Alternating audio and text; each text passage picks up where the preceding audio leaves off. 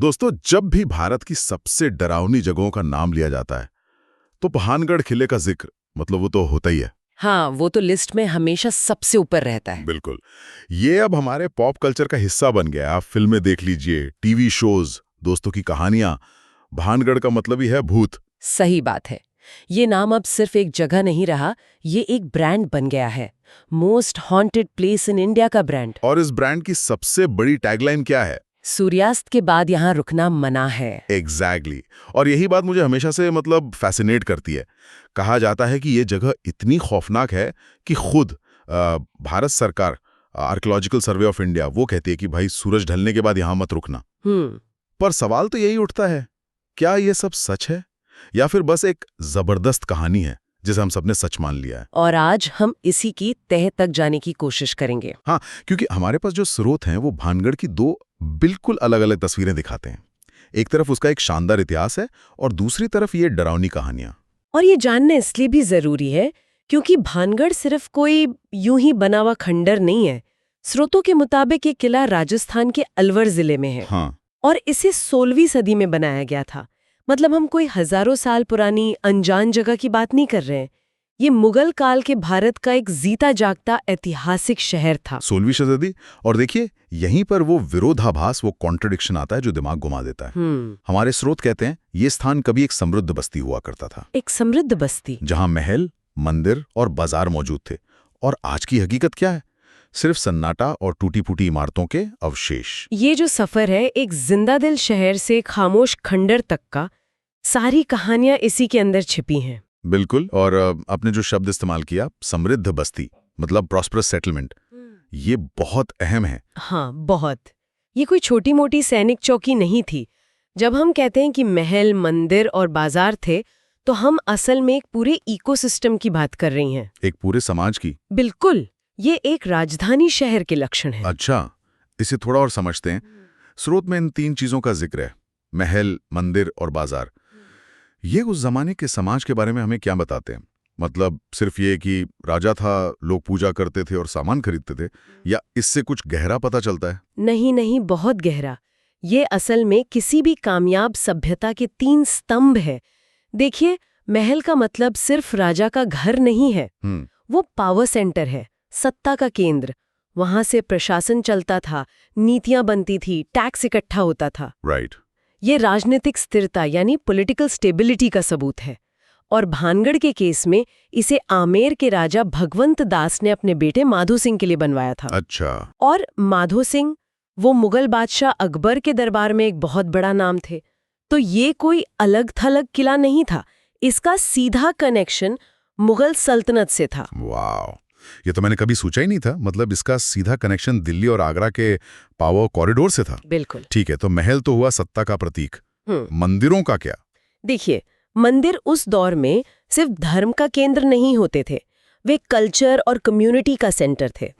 भानगढ़ में आपको गोपीनाथ, सोमेश्वर, मंगला देवी ऐसे कई मंदिर मिलते हैं। और ये नागर शैली की वास्तुकला के बहुत बेहतरीन उदाहरण हैं।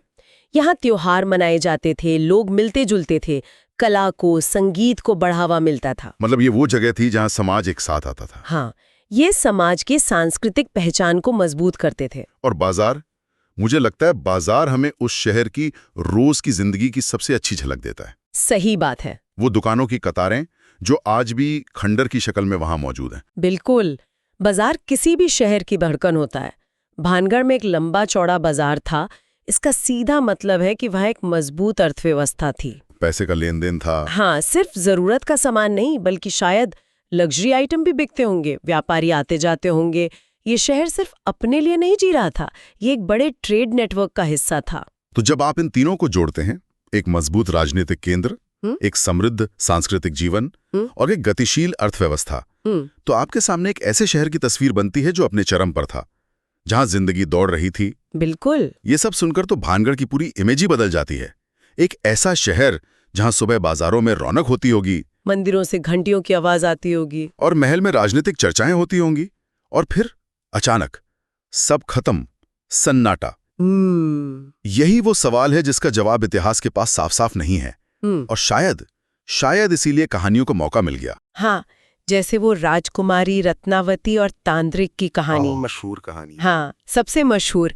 कहते हैं कि राजकुमारी रत्नावती बहुत सुंदर थीं और सिंघिया नाम का एक तांत्रिक उन पर मोहित हो गया।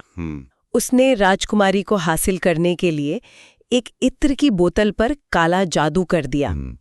लेकिन राजकुमारी को इसका पता चल गया और उन्होंने वो बोतल एक बड़ी चट्टान पर फेंक दी। और फिर उस चट्टान ने लुढ़क कर तांत्रिक को कुचल दिया। हाँ। लेकिन मरते मरते तांत्रिक ने श्राप दे दिया कि भानगढ़ बर्बाद हो जाएगा, यहाँ कोई नहीं बचेगा। सुनने में तो बड़ी फिल्मी कहानी लगती है।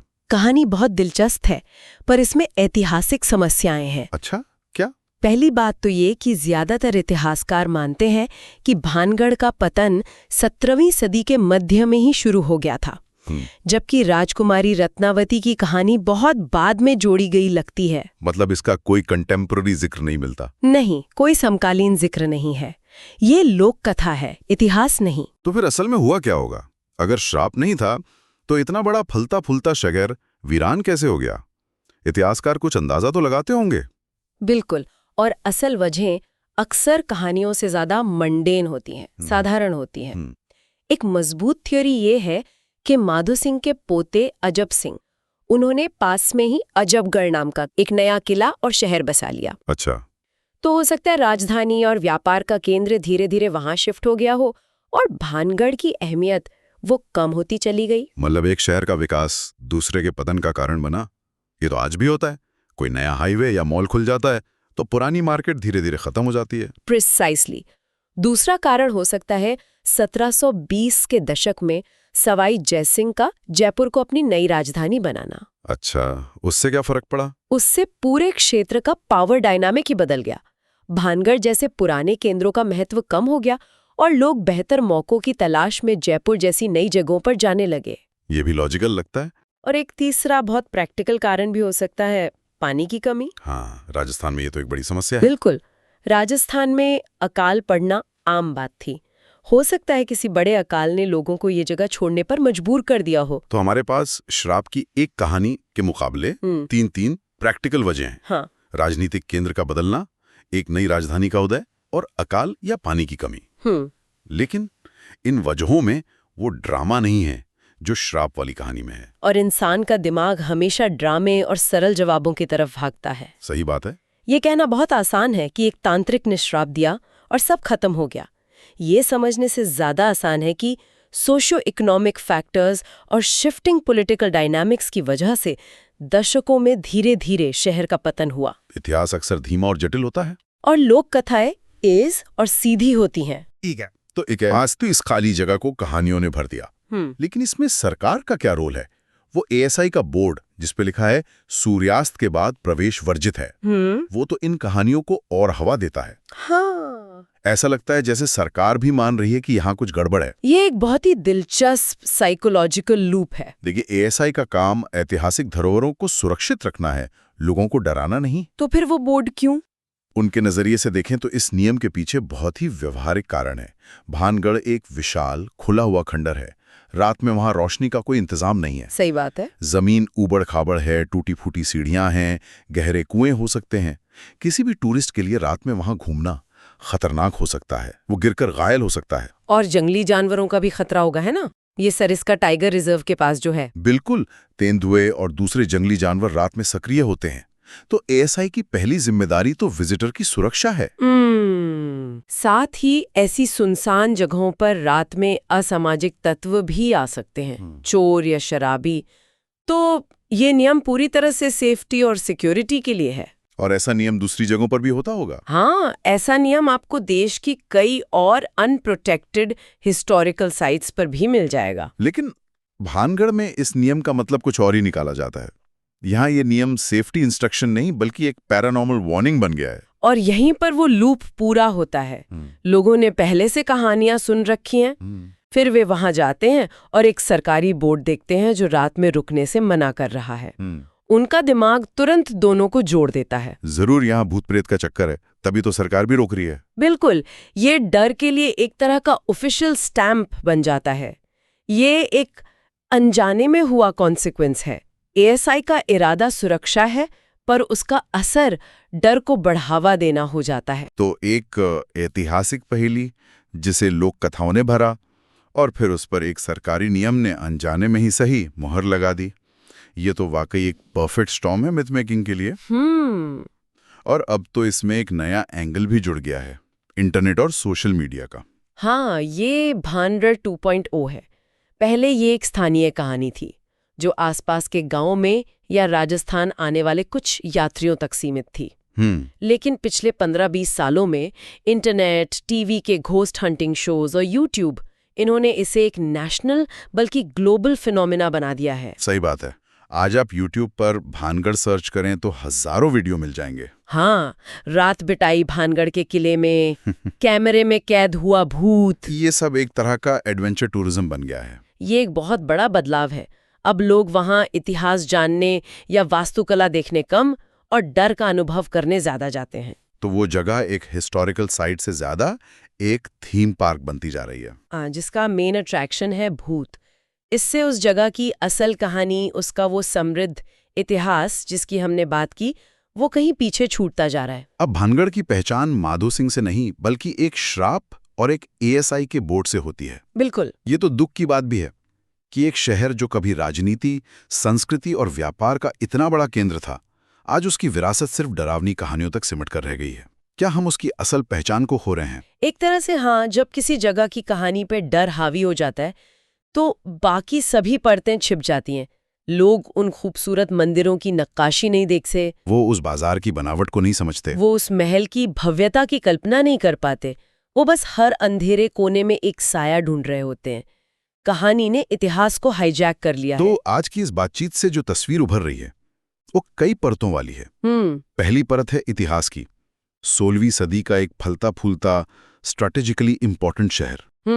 दूसरी परत है रहस्य की, वो शहर के वीरान होने की अनसुलझी पहेली।